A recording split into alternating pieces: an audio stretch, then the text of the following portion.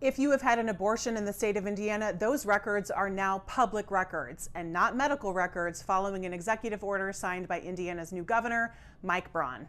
TPRs are terminated pregnancy reports. These are completed and submitted to the Indiana Department of Health each time an abortion is performed in the state of Indiana. And under the previous administration, the Holcomb administration, these individual TPRs were not subject to public records requests because the Indiana Department of Health had privacy concerns.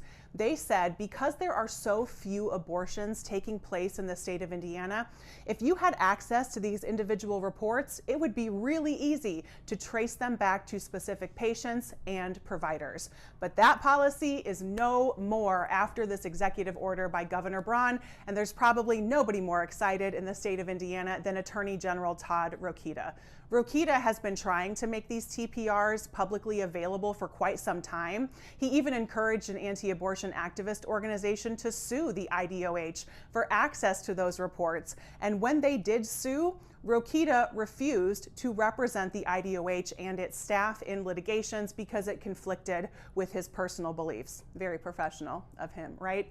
This kind of executive order sets a really dangerous precedent, and it takes us even farther down the path that people like Rokita have been trying to take Indiana for quite some time. People like Rokita and other anti-abortion activists want the ability to attack, embarrass, and ultimately prosecute abortion patients and abortion providers. Braun and Rokita say they're just following the law the way it was written.